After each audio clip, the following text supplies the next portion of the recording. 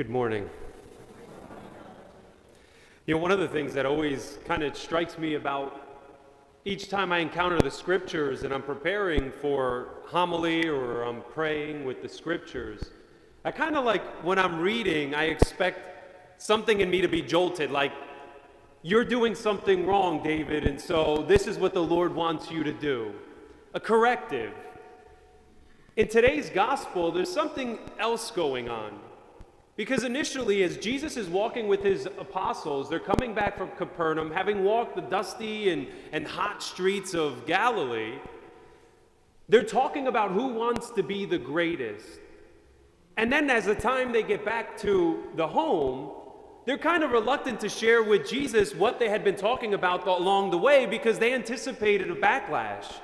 They feared that he would say, no, that's not something you should want. You shouldn't expect to be successful. You shouldn't expect to do great things. And in fact, that's the total opposite of what Jesus says. He encourages them. But what he does is this.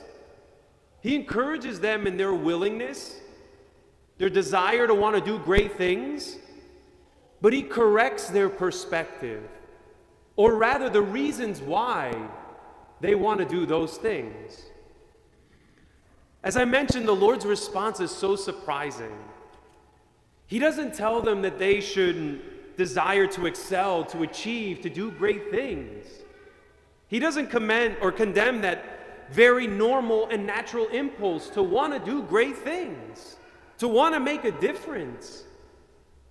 And this is one of the purposes of our life, to make a difference in the world and in the lives of those who surround us. Being a sign of God's goodness and making a positive difference in the world is what we're called to do. So Jesus doesn't scold them for wanting to do great things. Instead, what he does is he tells them what true greatness really is. And that's the difference. See, the great task of every Christian isn't to achieve fame and fortune, isn't to acquire power or worldly influence. But often that's what we associate success with, and that's where we go off the deep end. Rather, it's the same task that Christ himself undertook, and this is what he's promoting: to serve others, to make others happy, to do what's best for the weak and the needy. You see, greatness in God's kingdom is equated with humility, an attitude of the heart that puts the good of others ahead of our own preferences.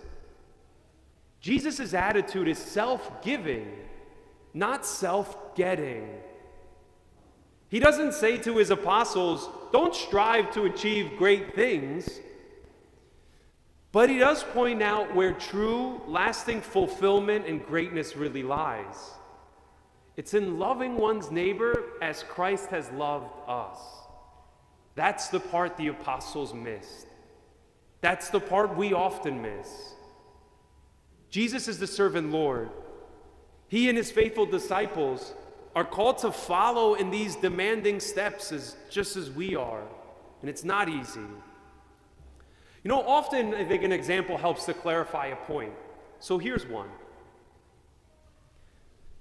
Keipo and Esther Kim, they grew up as best friends and fierce competitors. Their sport was Taekwondo, a form of martial arts that was featured for the first time in the 2000 Sydney Olympics. As Kay and Esther got older, they found themselves in different weight classes, so they rarely met in competition.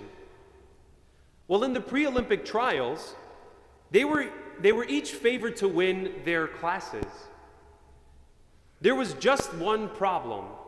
The United States would be sending a representative from only 2 of the 4 weight classes to the Olympics. And so only one of them would be able to go to Sydney. In the last moments of the semifinal bout, Kay seriously dislocated her kneecap. In spite of her injury, she fought strongly enough to win the match and her division. As she hobbled off of the floor, her Olympic dreams seemed over, done. Well, she still had one more match to win. And it was against her friend, Esther Kim. Esther saw her coach carrying her friend Kay back to the dressing room. The outcome of the final match was clear. All Esther had to do was show up.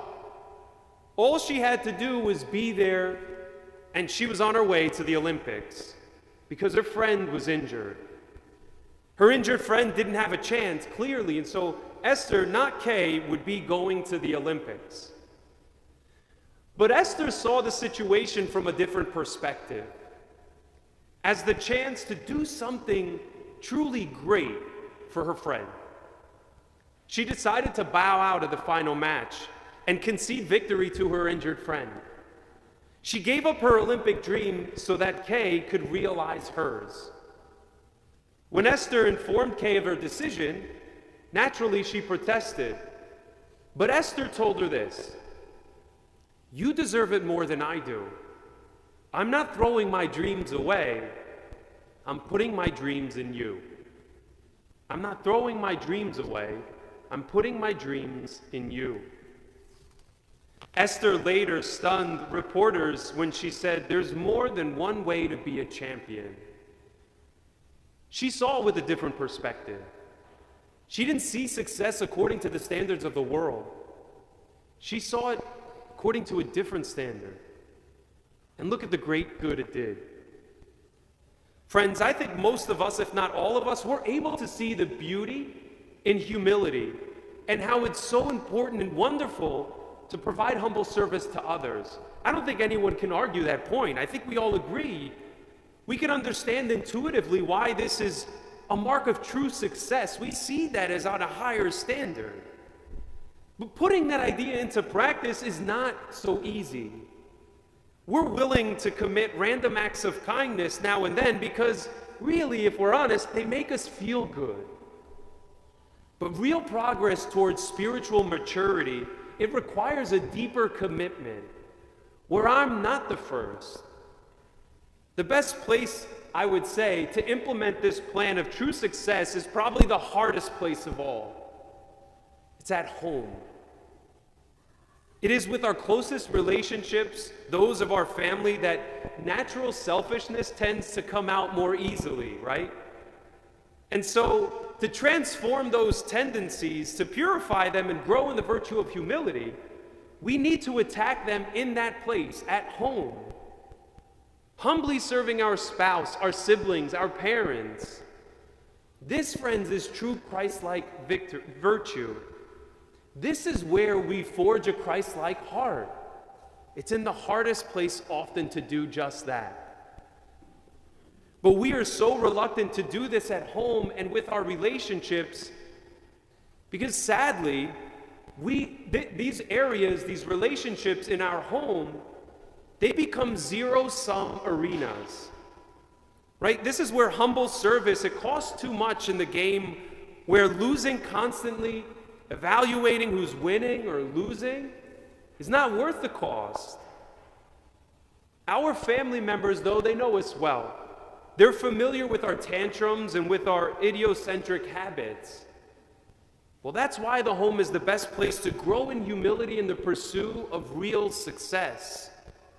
Serving others where there's no reward or recognition involved. But that's the best way to follow Christ's example and to grow in true success. If we gradually learn to think of others before ourselves, especially inside the four walls where we live, it will become second nature to do outside those four walls what we strive to do inside our hearts. And when that happens, boy oh boy, we're on the sure path towards real success. But that's a hard path to trod. Friends, as Jesus renews his commitment to us in Mass, we're invited today to renew our commitment to him, to ask him to help us, to change our perspective, to get rid of the zero-sum winner-loser game. Starting today, pursuing greatness in his eyes and not in the eyes of the world.